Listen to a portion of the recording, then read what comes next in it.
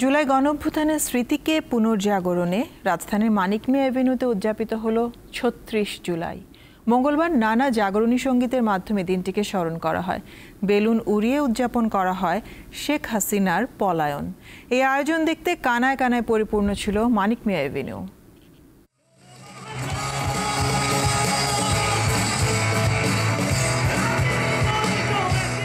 যে গানগুলো ২৪-এর গণ অভ্যুত্থানের অনুপ্রেরণা জুগিয়েছিল ছাত্র জনতাকে, সেসব গান দিয়েই ৩৬ জুলাই উদযাপনের মঞ্চ মাতান শিল্পীরা।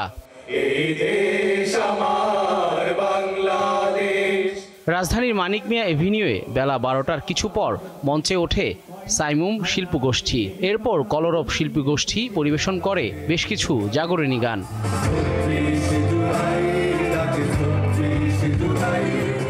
৩৬ জুলাই শিরোনামে গানের তালে তালে সবাইকে গণ অভ্যুত্থানের দিনগুলোতে নিয়ে যান কণ্ঠশিল্পী নাহিদ। তারপরই নানা বিদ্রোহী সঙ্গীত পরিবেশন করেন কণ্ঠশিল্পী তাসফি।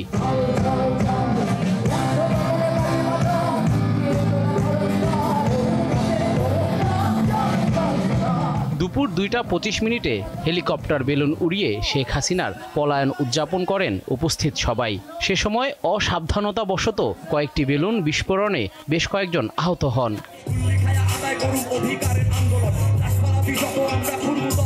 পরে দর্শক মাতাতে একে একে মঞ্চে ওঠে চিটাগাং হিপ হপ হুট, র্যাপার সেজান, কণ্ঠশিল্পী মৌসুমী, ইথুন বাবু, পলাশ, সায়ান সহ অনেকে। ব্যান্ড দল শূন্যের পরিবেশনা ভিন্ন মাত্রা দেয় পুরো আয়োজনে।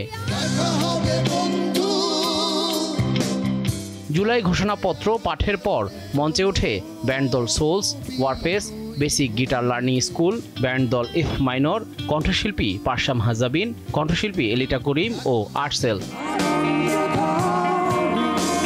পুরো সাংস্কৃতিক অনুষ্ঠানে ২৫০ জনেরও অধিক শিল্পী অংশ নেন। জহুরুল মোহসান, দীপ্ত সংবাদ, ঢাকা।